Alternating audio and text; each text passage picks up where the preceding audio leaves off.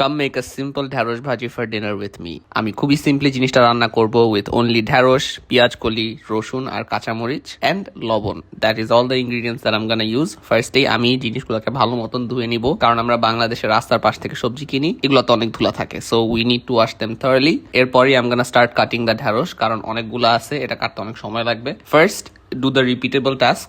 আমি এই জন্য মাথা আর লেজটা সবগুলো ঢ্যাঁড়সের একবারে কেটে নিব। এরপরে I'm gonna go in and finally chop them.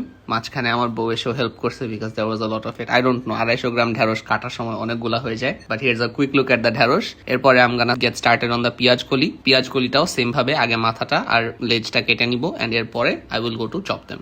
এরপরে I just get the tops of the মরিচ। এটা খুবই সিম্পল কাজ, মরিচগুলো আস্তই রাখবো। আর finally the most annoying part, রসুনের কোয়া ছিলা। রসুনের কোয়াগুলাকে আমি চাকু দিয়ে থ্যাতলায় নেই, তারপরে ওখানে খুব ইজিলি পিলগুলা চলে আসে। এরপর I'm gonna finally chop that as well. And now will get to the cooking part. চুলায় হাই হিটে কড়াই অ্যান্ড তেল দিয়ে তেলটারে ফুল গরম করতে হবে। এরপরে অ্যাড দ্য কাঁচামরিচ। এটা একটু ছিটবে, বাট তেলটা মরিচটাকে হিট করার সাথে সাথে একটা খুবই সুন্দর ঘ্রাণ বের হবে, অ্যান্ড আস্তে আস্তে মরিচের চামড়াটা সাদা সাদা হবে। It means it's being crispy. এই জিনিসটা পুরোপুরি সাদা হয়ে গেলে will gonna go ahead and add the পেঁয়াজ কলি। এখানেও একটু ছিটবে, তো সাবধানে কাজটা করবেন সবাই। Add some salt. এইটা বেসিক্যালি পেঁয়াজ কলির পানিটা টেনে ওইটার সুইটনেসটাকে বাড়ায় দিবে খুবই তাড়াতাড়ি। অ্যান্ড এরপরেই কিছুক্ষণ ভাজা ভাজা হইলে আমরা ঢ্যাঁড়সগুলো অ্যাড করে দিব। ঢ্যাঁড়স অ্যাড করে ভালো মতো নেড়ে চেড়ে দিব, অ্যান্ড লবণ অ্যাড করে দিব। 2 লেয়ারে লবণ অ্যাড করার কারণ হচ্ছে, ভাজিতে আমি যদি একবারে লবণ দিতাম, সবজি আর পেঁয়াজ কলি থেকে একসাথে পানি বের হয়ে জিনিসটা সিদ্ধ হওয়া শুরু করতো, ভাজি না হয়ে। এই জন্য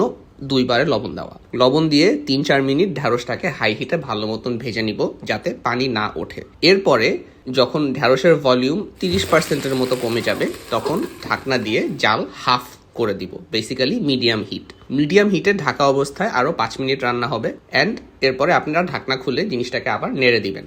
প্রথমবার ঢাকনা উঠায় নাড়ার সময় আমরা রসুনগুলা অ্যাড করে দিব। রসুনটা পরে অ্যাড করার কারণ হচ্ছে, আগে যদি আমরা তেলে রসুনটা দিয়ে দিই, তাহলে রসুন খুব তাড়াতাড়ি পুড়ে যায় এবং ওইটার একটা তিতা ফ্লেভার চলে আসে খাবারের মধ্যে, যেটা আমার খুবই অপছন্দ। কিন্তু রান্নার শেষের দিকে রসুন দিলে you still get the flavour and the aroma, and জিনিসটায় তিতা ফ্লেভারটা আর আসে না। রসুনটা প্যান হিট করার সাথে সাথেই আপনার রান্নাঘর রসুনের গন্ধে ভরে যাবে, and then you cover it again for another 5 minute. So ঢাকা অবস্থায় টোটাল 10 মিনিট রান্না হবে। 10 মিনিট ঢাকা অবস্থায় রান্না হওয়ার পরে ফাইনালি ঢাকনাটা খুলে হিটটা আবার হাই করে জাস্ট ফাইনালি একবার ভাজি ভাজি করে নিয়ে ইউ ক্যান সার্ভ দিস ঢ্যাঁড়স ভাজি। প্রেপ, কুক অ্যান্ড সার্ভ করা পর্যন্ত সব মিলাই টোটাল আধা ঘন্টার মতো সময় লাগছে, and I feel like it's a good use of আধা ঘন্টা।